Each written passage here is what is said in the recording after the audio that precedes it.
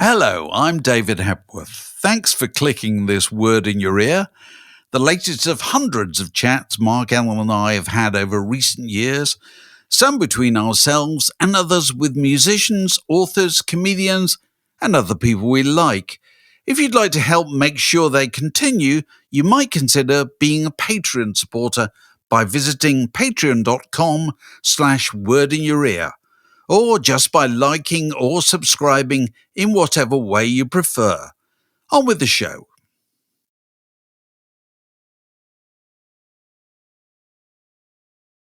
Word down your way. You're such a lovely audience. Now, we last talked to Ron Sexsmith in November 2020, I think it was, when he was having what appeared to be the perfect lockdown. He was literally snowed in with his wife in their house in Ontario, just listening to old records and watching The Crown. It sounds like the dream ticket. Ron, it's lovely to see you again. So how is life now? How is life different 4 years later? Well, things got really busy, which, for a while there, I was wondering if I'd ever get on an airplane again. It was sort of last year, especially, we had the crazy tour. I toured I think we started February 10th and I got home June 1st, and it was just solid shows. I haven't toured that much since, 2017 or something. So, and then, it's just been busy with, we have, just a big yard to take care of and all that kind of stuff. So there's always a million things to do. And now I'm getting ready to make a new record, and I've got all these shows. So it's just at some point it'll probably calm down, and then I'll just be able to, what I want to do is just sit and listen to records all the time. That's my favorite thing. Wouldn't that be nice? We did quite a bit of that, actually. So tell us this. I'm fascinated by that. So when you say you go on tour, is it you and your wife kind of go and you sort of lock up the house kind of thing and come back 4 months later or something? Is the garden overgrown and so forth? What's it like? Yeah, when we got back, we've been away. It's a bit of a blur now. We've been away on a few little tours, and one time we came back, and it was like we had a rainforest. Basically our house was crazy overgrown, and we do have people that'll come and bring in the mail for us when we're away, and make sure that raccoons haven't moved in or something. I was going to say, do you have problems with wild animals? I don't know how far in the country you are. Well, we're not in the country, but you'd be amazed at how many critters we have in our yard. We have like bunnies and skunks and squirrels and all kinds of birds. It's really it's quite beautiful, actually. But it sounds exotic and exciting to us in England. Having skunks in your garden. Would you want a skunk in your garden, Dave? Maybe not. I don't know. No. We have moles and all those things too, but it is a bit crazy. I mean, just for the whole pandemic, we didn't go anywhere, and I kind of came to like that sort of feeling of no airports in my future, sort of thing. Although it is good to make myself useful again and playing shows, because I'm not really good at anything else. So this is one little thing that I can go and people show up and I feel like I'm contributing something. Well, you're doing a whole lot of shows in the UK in November. We just wanted to ask you about that whole notion of live performance. I think you might have mentioned last time we talked to you the first gig you ever saw. Was it Elton John? I can't remember. There was some huge thing that you saw somewhere nearby.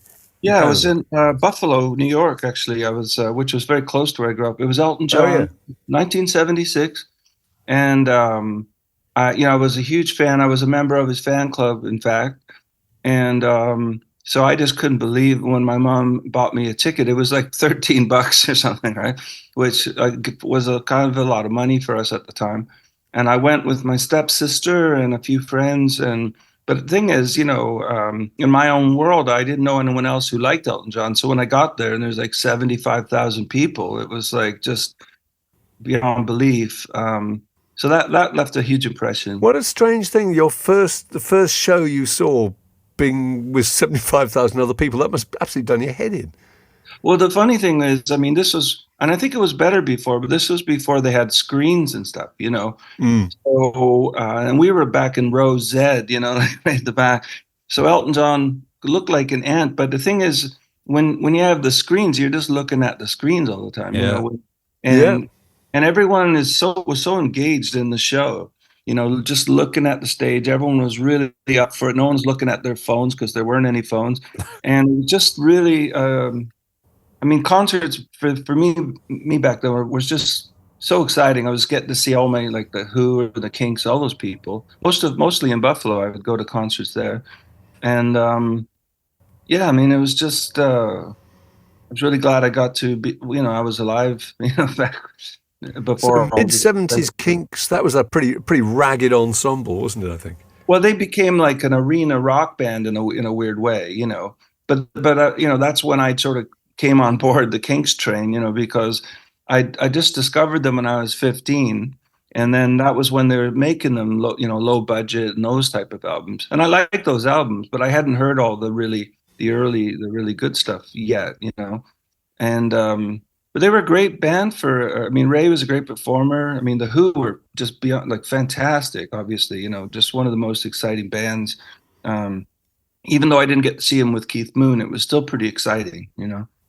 Have you ever had the chance to tell any of those people, you know, Pete Townsend or Ray Davies or Elton, in person?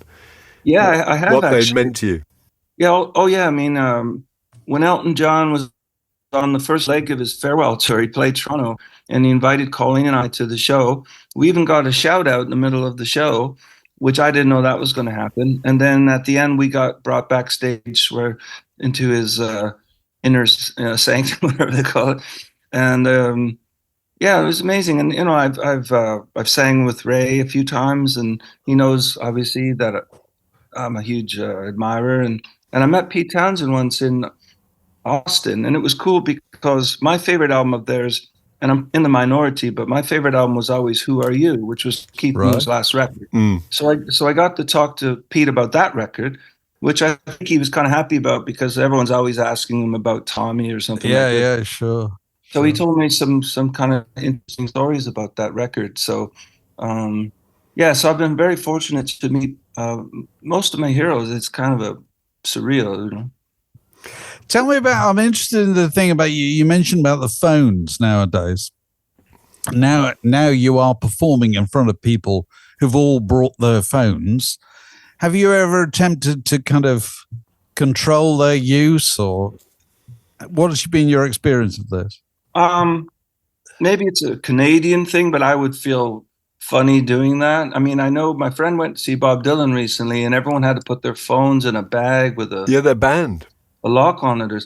And I totally get that because, you know, and I've certainly seen really some horrible looking YouTube videos of me playing live, you know, where they're shooting you from down below and it's very unflattering. But I would feel funny trying to enforce some kind of thing. Because I've also seen some things, some footage that I wouldn't have had otherwise, that I was sort of, I'm glad that's out there, you know.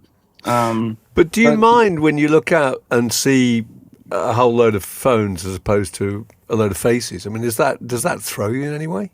I don't really notice that much. Oftentimes when I'm performing, I have my eyes closed, or it's too dark, you can't really see the audience.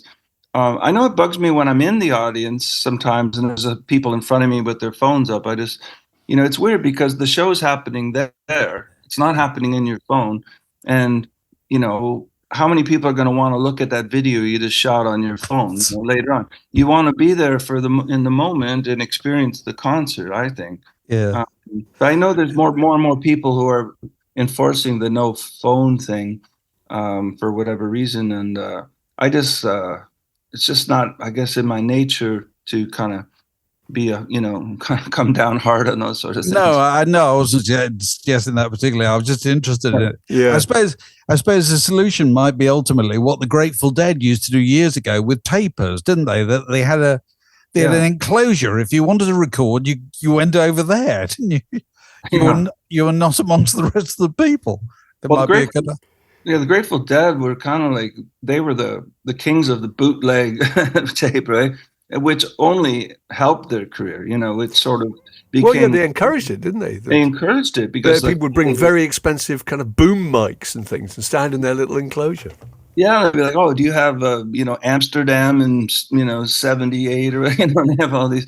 They trade them but you kind of want, and I'm in my own little limited way. I've been lucky that I have a kind of I don't have a deadhead audience, but I have an audience that's quite devoted or whatever to what I've been trying to do.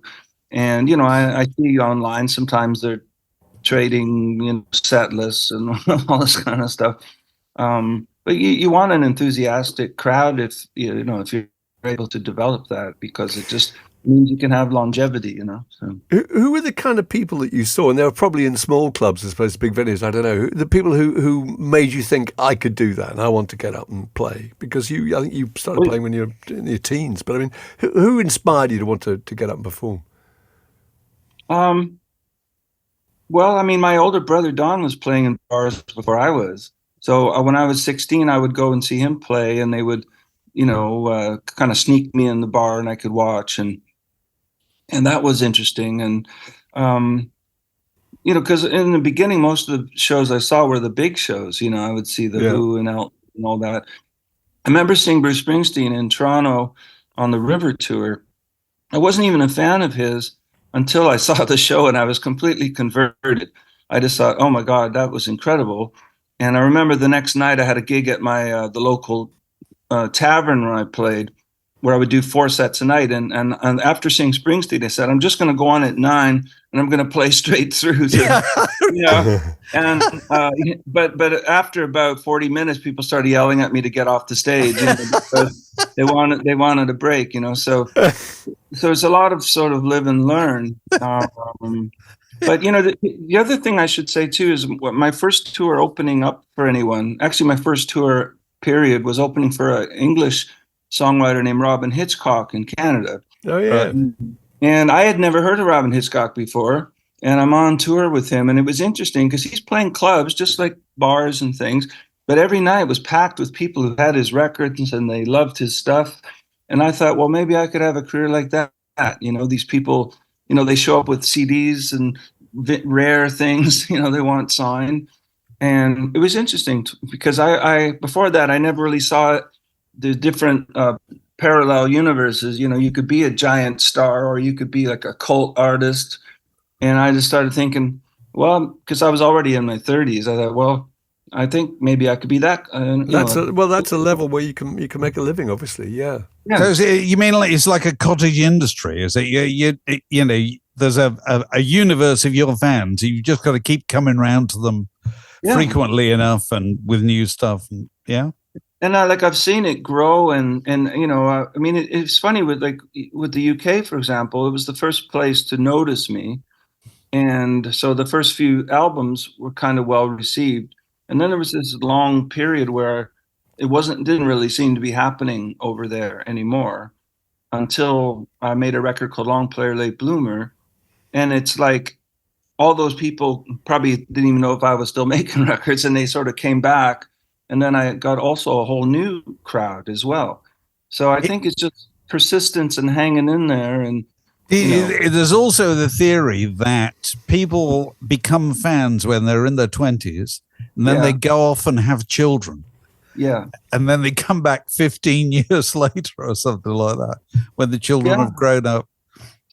Or I used to see people, I found it, especially on when I started doing okay again in the UK, you would see people that they would come see me in the 90s. Sometimes they would bring their little kids with them. Yes. And now they were there with their kids, and their kids were adults now. And it really made me feel old. But it's beautiful. It's a beautiful thing. You don't really see that in other countries that like you do in the UK, where you look at the audience and you've got, sort of parents with, it's like they're all into it, like an older band or something. In Canada, if it's a hip band, you mostly see young hip people there. And then if it's, you know what I mean? So, it's just, I sort of knock on wood that I've been able to hang in there and people still come to see me. That's quite a tradition, that of American and Canadian artists sort of becoming big first in Britain, because there were various people who really flew the flag and evangelized. I mean, Elvis Costello being one, didn't he? I think Elvis Costello, didn't he give some interviews early on saying you have to listen to this guy? Yeah, he was very instrumental in the beginning, because I might have mentioned this on one of the other podcasts, but I mean, my first album, you know, came out only in North America in '95, and it was not doing well until Elvis held it up on the cover of Mojo magazine. Oh, yes. Which was December of '95. And then that changed everything for me, because they were getting ready to drop me. And then when Elvis did that, all of a sudden they said, oh, hang on a minute, you know, maybe, you know, we have to rethink this. And they released it over, finally, outside of North America, which is where, not just England, but in Australia and Japan and Sweden and all these places, was where people, you know, started to get excited. And in Canada, it didn't really happen for me here until my fourth album. You know, I remember touring Canada in the '90s and people thinking I was from England or something. Yeah, you know? yeah. But it happens that way for a lot of people. Like Leslie Feist had to kind of make it in France first before she made it. Oh, did she? Oh, really? Yeah. Oh, Yeah. That's interesting. I don't know what that is or why that happens, but it just, I guess people take you for granted in your own. Yeah, I'm sure that's true. What kind of things have you learned, possibly the hard way, about performance? You know, what things have you learned about controlling crowds and changing the mood of a concert or whatever? I mean, well, I think very early on, when I was playing the bars, when I was a kid, like 17, 18, I was playing just cover songs in front of a bunch of, you know, drunks, really. You know, the place I played, it was like, you know, it's just, there were fights and all the kind of cliche things. But what the thing I learned was the sort of idea of pacing of the show, you know. Like if I felt I was losing them, I would just sort of change, you know, switch the song. And I think that just being able to get up on stage at that age, I think was, you know, I don't want to say it wasn't like brave or anything, but it was important for me to do that, you know, to you know, just it was like an education, right? To go and learn how to handle a crowd and how to, you know, keep them coming back, really. Because I'm not like a Freddie Mercury. I'm not like a great performer, but I know I can stand there and sing, and I know what my, you know, strengths are. People are coming because they're, you know, they relate to my songs, and I just want to, you know, I don't want to sit there looking at my feet. I want to try to be entertaining and engaging. And so I think I've gotten better in some ways. I think I'm definitely singing better now than I ever did. But you're not always entirely comfortable, because every night you go on stage, you know, you don't know what kind of crowd. Some people are very reserved and you don't think they're enjoying it, you know, and you find out later, oh, that was the best show or something. But it's just so do you focus on those people, the people you don't think? Yeah, there's a lot. Or do you stay focused on the people who obviously are? Well, it's a real mind trip, because sometimes, you know, and I don't like to see the audience necessarily when I play, because it can really throw me. Like you might look in the audience and you see a man and a woman, where the woman seems like she's really into it, but the guy looks bored out of his mind. but you don't know for sure, right? And then you meet them after the show and they go, oh, that was fantastic, you know, and that was just happened to be his face or something. It's his resting face, isn't it? Yeah. I can just imagine how that would start to eat away at you. Absolutely. I really sympathise. Don't actors say the same thing? You know, if somebody gets up in the second row and they're probably just going to the toilet or something like that, but they become, you know, they're to be or not to be, and suddenly there's a clatter of seats and you think, what? Yeah. You can't help but take it personally. Well, I know, and I wish sometimes, you know, I've always admired Bob Dylan for that, you know, his whole sort of thing, because he doesn't, you know, I've seen him many times and on many, you know, bad nights, and I'm pretty sure he's not on his tour bus losing sleep over, you know. No, he's not. You know, I think very much the opposite. But I love that about him. You know, it's like his armor, and like I remember him, they were asking about in the 60s when people were booing him, and And he said something like, well, whatever they were booing about, I don't think it had anything to do with what was going on stage, like he was sort of made it, oh, that's their own issue or whatever like that. So you did ask him about that? You met him and you asked him about that? No, I saw him do that in an interview. Oh, sorry. Someone was asking him about how you got through that phase when people were just booing all the time. And it didn't faze him at all. He was just sort of like, well, he said Miles Davis used to get on stage and turn his back to the audience and just, but I do try to, every night, like, it is like a bunch of, every concert is a bunch of mini battles, you may feel it halfway through the show, you're losing them, and then you get them back. And then, and then by the end of the show, all that matters is hopefully they're on their feet and they've had a good time. And then I'll lie in bed going, well, that song went pretty well. I shouldn't have done this one. And it plays with your head. There's all sorts of stuff going on in there. So. Do you come off stage feeling physically exhausted? Yeah, and you wouldn't think so because I don't jump around. I'm going to say you're not the most obviously athletic performer. Go on, talk about that. Well, but it's a different kind of exhaustion. It's emotional exhaustion. It's because, and oftentimes, especially lately, I've been touring by myself, which is really draining because every note that they hear is me, the good ones and the bad ones. Yeah. When you're with your band, sometimes you're having so much fun and the night just flies by. Whereas sometimes, and it happens solo too, but sometimes with a solo show, it's like an uphill climb. And my songs tend to be kind of naked in a way, and emotional. And so by the end of the show, I'm kind of like in a puddle almost, and then when you get off stage and you just want to kind of collapse, and then that's when you have to run out and meet people. Yeah, that starts all over again, except on a one-to-one basis. Yeah, but at the same time, like when you have when it goes really well, there's nothing like when you have a great night where you feel you've done a good job and everyone seemed really, into it. It's like you could really feel on top of the world. You just like, I did that all by myself. I got there, I wrote these songs, I got there on stage and I performed well.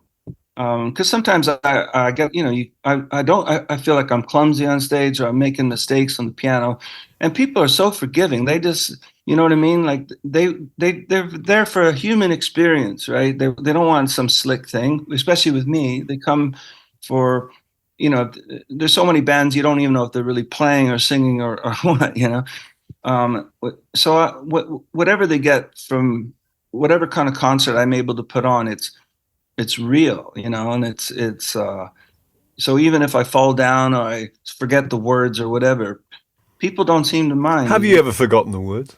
Oh, Dave and I are slightly obsessed by this. I think it's just getting older. You just think how astonishing it is that people can just learn, can memorize such a huge quantity of lyrics. Have you ever just run out of steam with a song? It has happened, but it is one of my kind of superpowers of remembering lyrics, not just my own lyrics, but I could go on stage right now and play a whole night of Dylan songs and not forget a single lyric. Really? Well, that's fantastic. We should test you. I'm not going to challenge you, but if I said to you, okay, the Gates of Eden, Ron, can you do that? That's not in my repertoire, but I could don't do that one. I could do, I do like Joker Man, Times Are Changing, Right. But all the verses kind of thing will be all in your head. That's amazing. So if we said to you, Sad Eyed Lady of the Lowlands, could you go straight in with the Figure first? the low one. I'm just talking about songs that I actually play. Right. Right. I've never learned Sad Eyed Lady, but I have about, in my arsenal of Dylan songs, I could probably, maybe I know 40 or off by heart. God, that is unbelievable. And not just Dylan, but anyone like Lightfoot, all those guys. But one time I was asked to go to Dublin to sing at a Lightfoot tribute show. A Dylan tribute show, and they were like, "What songs are you going to do?" And I said, "Well, just wait till I get there, and I'll see what everyone's doing, and I'll just do whatever they're not doing, And so everyone was just sweating bullets. They all had lyrics on stage and they were playing it. And at the end of the show, I was the last performer. I just walked out and I just did 7 off the top of my head, and that was the end of the show. But I can do, and I'm not, it sounds braggy, but it's like I'm a bit on the spectrum of the Asperger's thing, and that's sort of my one thing. But I could do that with Leonard, with Gordon, with Ray Davies. You just get up there, and also my own songs, because but I do forget occasionally. I forget a line or something. But I'm more likely to forget a chord or something than a lyric. So when you're doing that, are you conscious? I'm sorry, I'm interested in this. Yeah. Are you conscious of trying to remember, or is it, or do you have to just kind of surrender to it? I think that's sometimes I freak out before a show if I'm thinking too much about the songs. That's when you forget. Like I'll be like, oh my God, it'll be 5 minutes before showtime. I go, I can't remember the first line of the first song, and you start to psych yourself out. But yeah, I mean, it is just a thing. It's that. But when you remember the first line, presumably there's an association with the second line, and that triggers the third and the fourth, and that it starts a process, doesn't it? That's what it is, really. It's you kind of, it just all leads into the next one. And I've had shows one time where I was forgetting the lyrics, and I was just stuck, and a woman in the audience brought her phone up towards the stage and she had the lyrics there. But that is, I hope that's not my future, because I know a lot of people, they have teleprompters and things. They do, increasingly. And once you start with a teleprompter, it must be impossible to go back. Yes. Yeah. Because you must just that muscle that you were using, once you stop using it, it must just atrophy, I should imagine. Yeah, I mean, I think it was Eric Clapton calls them idiot boxes or something. He says if he ever starts using one of those, it's time to pack it in or something, Yeah. But I don't know. I just feel like for whatever reason, that's never been an issue with me, lyrics. So you're touring the UK in November, is it? November? Yeah, it's really it's only a handful of shows. It's Gateshead, Manchester, and London, and then we're also Edinburgh, and then we have one show in Dublin. Right. And it's all because this is my 60th year, and I had a big show in February at Massey Hall called Sexsmith at 60, and the promoter in London said, "Well, you should do that over here." And so I'm at the Palladium, which I hear is pretty prestigious. I've never been. Oh, it is. Yeah. You and the Beatles. Well, the thing is, I was a little disappointed because it's so expensive, the touring. I really was hoping to have a full band, but now it looks like it'll be a trio gig because it's just flights and hotels and all that stuff. Unless we get some influx of money or something before November. But anyway, I've sort of made peace with that. I'm hoping it'll be a good show. Yeah. And so is that a kind of retrospective? Has that got stuff from all your career? Yeah, it is. And but I guess most of my shows are like that anyway, but I try to play at least one song from each record. But yeah, I'm trying to design the set in a way that's personal and, almost tells a story in a way. I mean, the show at Massey Hall, I hadn't played with my band since 2018. So it was very emotional just to be on stage with them. And we had a sold out show at Massey Hall, which is I've never sold it out before. So that was pretty exciting. But like I say, it'll be a slightly different show because it's a trio gig. And although I might have a guest or two in the UK, for the London show anyway. So, right. Yeah. Well, no, it's a wonderful place, the Palladium. Loads of musicians have played it recently, haven't they, Mark? Dylan played it recently, didn't he? Dylan not played long it ago, 2 years ago. Yeah. Is it mostly a place that's for theater, or is it like? Well, it historically it tended to be, for the last sort of 30 years, it's tended to be a place where long-running musicals were on. Okay. But over the last year, it's been used by lots of musicians, because the other great thing about it is it's right in the middle of town, so it's right next to Oxford Circus tube station, so it's very easy for people to get there. I saw that Nick Lowe's playing there too. I'm sure he is. He is, yeah. Coming, we just came off a tour last month together, which was great, just spending time with him again. Right. Was that just the two of you, or did he have his band? Or it was just the two of us. We toured a lot like that in the mid 2000s, and so when he came to see me play in London last year, I was like, I hope we can do that again sometime. That was a lot of fun. And then thankfully he followed up, and it was a great tour. My wife was the road manager, and it was me, Right. Nick, and his sound man. It was a very compact little traveling unit. And do you do songs together in that? Do you do some of yours with him helping you and vice versa? Yeah, we did. I didn't do any of mine, but we did a Louvin Brothers song. I sang one of his called "Where's My Everything," and I played on "Cruel to Be Kind." I got to do the guitar solo, the iconic guitar solo, and I think we did. I Knew the Bride when she used to rock and roll. Yeah. He was going to do "Waste in Time," a song of mine, and but we were trying it at sound check, and it seemed a bit. I didn't want to throw too much at him, so. But he may come sing with me at the Palladium, so I'm knock on wood. So we'll see what he does there. Oh, I'm sure he will. And you've also got some early albums being reissued. Is that right? Yeah, kind of mid-period records. The first two albums I made with producer Martin Treffy, Cobblestone Runway and Retriever. Retriever is actually, I think, my favorite album that I've made, if I'm allowed to have one. And so I'm really excited that that's finally coming out on vinyl. And it's the 20th anniversary this year. And Cobblestone Runway for me, which came out a year or two before Retriever, for me it was like the beginning of my second phase in the recording industry, because I'd made 4 albums with Interscope, and none of them really did very well. And I didn't know if I'd ever get a record deal again. And Cobblestone Runway was the kind of like part 2, where I finally got a new publishing deal and a new lease on life, basically. Right. Okay. Well, look, that's all to look forward to. So tonight you're in Canada. You're playing a winery tonight. Is that right?